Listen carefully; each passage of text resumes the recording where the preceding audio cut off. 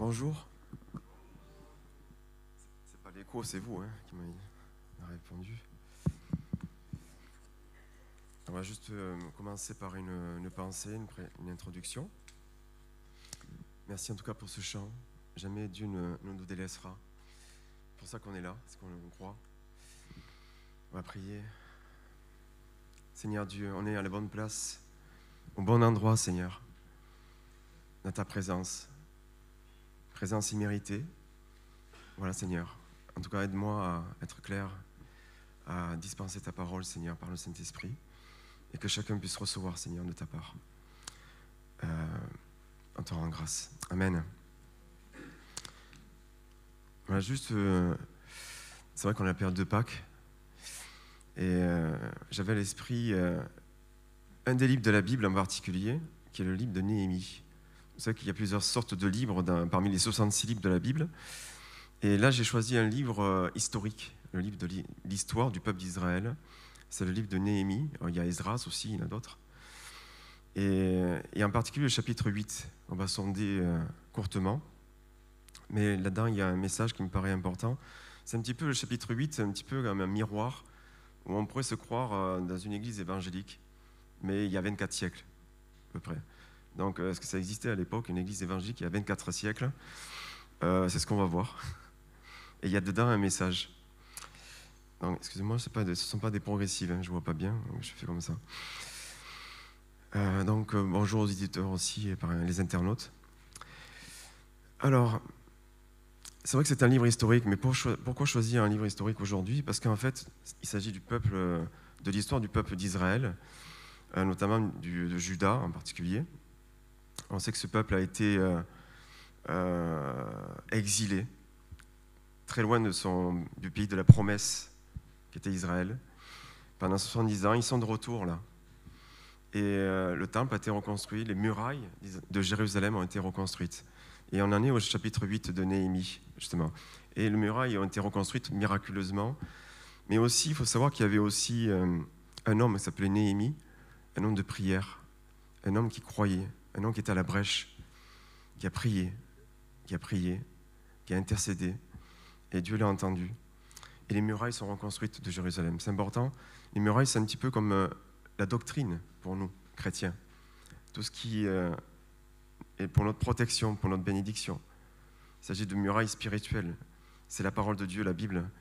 Les doctrines apostoliques pour nous, chrétiens.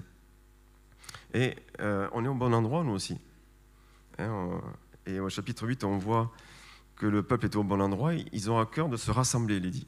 Il est dit, le peuple se rassembla ce jour-là. Et vous savez que Dieu connaît notre histoire personnelle aussi. Il connaît l'histoire de chacun de nous, personnelle. Et des fois, ça nous arrive de vivre un exil. En plus, on a une période où on est souvent un peu exilé à cause de l'épidémie. On n'arrive pas à se voir, on est souvent séparés. Et l'exil, c'est ça, c'est la séparation du pays de la promesse. Et lorsqu'on quitte Dieu, la présence de Dieu, lorsqu'on n'est pas fidèle, on est comme exilé quelque part. Mais il y a un retour. Dieu permet un retour, c'est ça qui est extraordinaire.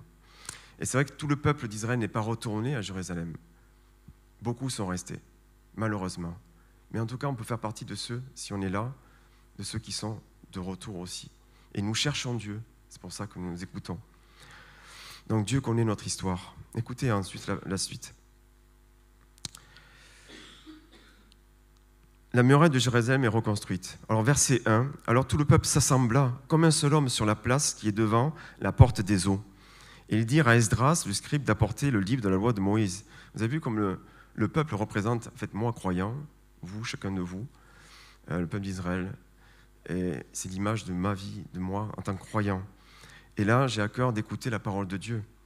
Et vous allez voir que tout est fait dans si vous lisez bien le chapitre 8, on ne va pas tout lire, comme dans une église évangélique. Il y a une estrade, il y a Esdras qui lit la parole de Dieu, et de manière très compréhensible, il articule, il veut que tout le monde puisse comprendre. Tout est fait avec une équipe entière aussi, pour que les gens puissent comprendre et entendre et comprendre, qu'ils soient compréhensibles. Et ça, c'est très important. C'est ce qu'on voit ici. Le peuple s'assembla et puis ils entendent. Verset 8, ils lisaient distinctement dans le livre de la loi de Dieu Et ils en donnaient le sens pour faire comprendre ce qu'ils avaient vu. C'est le mot « comprendre » qui est essentiel ici. Comment je comprends la parole de Dieu? Quand j'entends prêcher, comment je réagis? Comment je comprends ça? Vous savez, quand Jésus s'adressait des fois aux Juifs, qu'il interrogeait, il disait, mais qu'est-ce que tu lis dans la Bible? Comment lis-tu? Comment entends-tu ça? Comment comprends-tu? Comment interprètes-tu ce que tu lis? La suite. Et le mot comprendre, c'est vrai que ça m'a interpellé parce que quand j'étudie ce livre, c'était exactement le mot qu'avait souligné Pasteur Georges jeudi dernier, en rapport avec le livre des Proverbes. Ce mot comprendre, qui rend intelligent sur la compréhension de la pensée de Dieu, de la parole de Dieu, qui donne la sagesse. Verset 9. Alors, le peuple ne réagit pas bien. C'est souvent ce qui arrive quand on l'entend prêcher. On vient de l'exil. Des fois, on s'est éloigné de Dieu. On a péché, on a fait des faiblesses. On est refroidi un peu, ou tiède. Mais quand même, on est là, et on entend, et ça nous interpelle. Mais naturellement, je vais mal réagir. C'est ce qui se passe ici pour le peuple. Mais il y a ceux qui sont là, qui encouragent. La prédication est là pour nous encourager, non pas nous condamner, à dire « restez, vous en êtes », c'est à votre ou quoi que ce soit, c'est pour nous encourager à écouter vraiment la pensée de Dieu, les paroles de grâce, et nous dire non, tais-toi, écoute ce que Dieu a à te dire. Et justement, il disait, verset 9, ne soyez pas dans la désolation, disait l'équipe, Esdras avec son équipe, et dans les larmes, c'est pas le moment de pleurer, car tout le peuple pleurait en entendant les paroles de la loi. Il n'est pas dit que le peuple comprenait, ils entendaient prêcher. Ils entendaient les paroles de la loi de l'époque, la loi de Moïse. Et ils s'en rappelaient. Ils ont des flashs sûrement qui rappellent leur exil. Pourquoi ils ont été exilés? Ben oui, mais on n'a pas été fidèles. Mais ça continue. Verset 10. Écoutez bien le verset 10 en tout cas. Entendez et comprenez. Et comprenons parce que je me mets dedans aussi. Pourquoi il ne faut pas pleurer ce jour-là? Verset 10. Car ce jour est consacré à notre Seigneur. C'est un jour, c'est Pâques, mais tous les jours sont consacrés au Seigneur. Ce jour est consacré à notre Seigneur. Ne vous affligez pas, car la joie de l'Éternel sera votre force. Ça, c'est beau, ça. La joie du Seigneur sera votre force. La joie du Seigneur sera votre force. Et vous savez, le mot force ici, si vous regardez dans l'hébreu, c'est un rapport avec se faire des remparts, être sur un rocher. Et ce mot force évoque des murailles, les vraies murailles en fait. Pas celles de Jérusalem, mais les murailles, les remparts de la pensée de Dieu, le message de l'Évangile autour de notre cœur. C'est ça, la joie du Seigneur, notre force. Et ces remparts, ce rocher, ça évoque Jésus-Christ. Ça nous parle de Christ, carrément. Il est notre joie, il est la source de notre joie, c'est sa personne. Donc, ne regardons pas à notre exil personnel, n'écoutons pas plutôt notre chair blablater, n'écoutons pas l'ennemi nous dire que c'est notre faute. Évidemment que nous sommes sans mérite. Mais si nous sommes là pour entendre et surtout pour apprendre à écouter, à comprendre que ce message-là, ce n'est pas un message qui nous fait pleurer, mais c'est un message qui peut nous rendre heureux, joyeux, parce qu'il est notre force. C'est Jésus qui est mort sur la croix pour nous. Et c'est ça notre Pâques. Il a été crucifié. Tout est dans sa personne. Et il a donné sa vie, son sang. Il a tout payé. Et maintenant, il est vivant. Il est au ciel. Il n'est pas là. Mais il est là en esprit. Ce rocher, c'est le Christ. Il est dit ailleurs dans la parole de Dieu. 1 Corinthiens 10, je crois. Verset 12. « Et tout le peuple s'en alla pour manger, boire, pour envoyer des portions et pour se livrer à de grandes réjouissances. » Ils reçoivent la parole de Dieu. Car ils avaient compris, il est dit. Pourquoi ils se réjouissent? Ils ont enfin compris que ce n'était pas un message de condamnation que d'écouter la loi de Dieu. Et c'est un message qui leur rappelait qu'ils ont pu sortir de l'exil et revenir à Jérusalem. Et nous aussi, nous sortons. Et ce n'est pas le moment d'écouter ma chair, ce n'est pas le moment d'écouter un message de condamnation. C'est le moment d'écouter le message de la grâce qui nous dit, oui, tu n'as rien mérité, mais je t'accepte. Il y a un trône de grâce qui nous est pleinement ouvert. C'est maintenant, et Jésus est vivant, il est sur ce trône de grâce. Et il nous attend. Et c'est pour ça qu'on peut se réjouir. Non pas à ce qui s'est passé, le passé on ne peut plus revenir dessus, mais ce qui s'est passé une fois à la croix. car ils avaient compris les paroles qu'on leur avait expliquées. Verset 13. Alors il y a un second jour. Et c'est vrai que le premier jour, ils se réjouissent d'avoir reçu la parole de Dieu. Mais soyons des chrétiens aussi du second jour. Vous allez voir pourquoi. Verset 13. Le second jour, les chefs de famille de tout le peuple, les sacrificateurs et les lévites s'assemblèrent auprès d'Esdras, le scribe, pour entendre l'explication des paroles de la loi. Et verset 14, il dit, « Et ils trouvèrent écrit dans la loi que l'Éternel avait prescrit par Moïse que les enfants d'Israël devaient habiter sous des tentes. » Il y avait une fête, la fête des tabernacles, la fête des tentes, qu'ils avaient oubliée. Et c'est vrai que le second jour, peut-être, aujourd'hui nous recevons la parole, mais demain, aujourd'hui, tout à l'heure, soyons du second jour, c'est-à-dire persévérons dans l'écoute du message de la grâce. Persévérons dans ce message. Lisons, écoutons la parole de Dieu pour comprendre ce que Dieu a à nous dire. Et il va nous faire des révélations. Il va illuminer nos cœurs pour qu'on puisse comprendre la longueur, la largeur, la profondeur de son amour pour nous, comme il est dit dans l'Épître aux Éphésiens. Et c'est ça, soyons du second jour. Entendons, persévérons, et nous allons faire des découvertes. Il va donner des rémas, comme il dit la parole. Ce n'est pas seulement une compréhension, mais vraiment être en contact avec lui, une communication. Il parle à notre cœur, il nous révèle des choses encore petit à petit. Et nous allons découvrir, mais la parole me dit, il y a des fêtes. Mais oui, la fête, c'est la vie chrétienne qui est une fête tous les jours.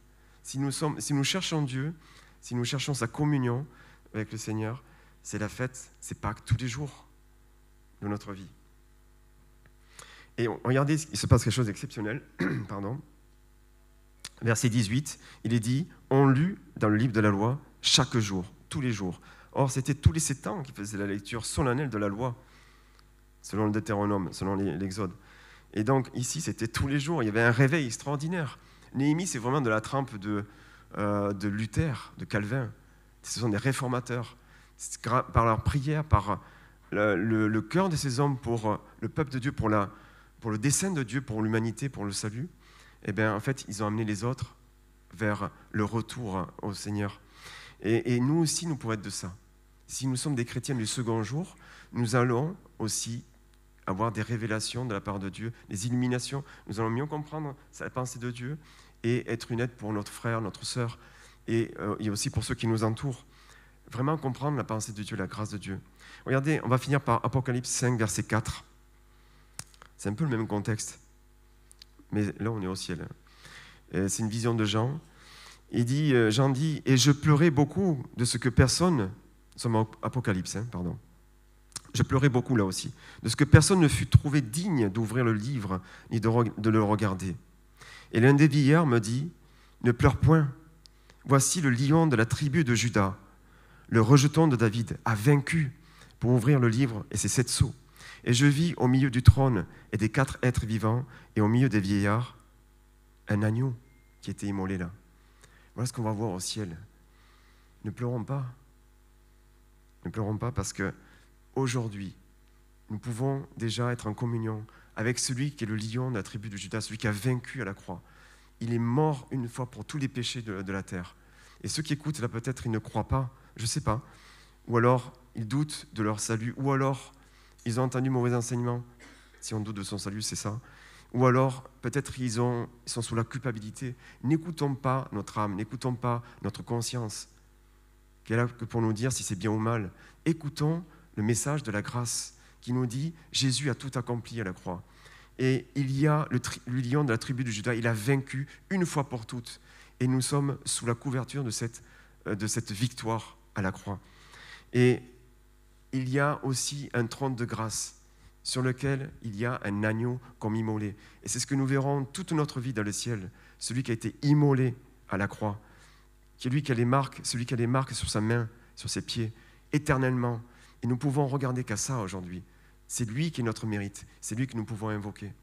Et venons à lui tout simplement, venons au trône de la grâce, comme il dit dans l'Épître aux Hébreux, et ne croyons pas ce que peuvent dire les ennemis, mais croyons à la prédication de la grâce que nous allons entendre aussi tout à l'heure de la part de Benjamin.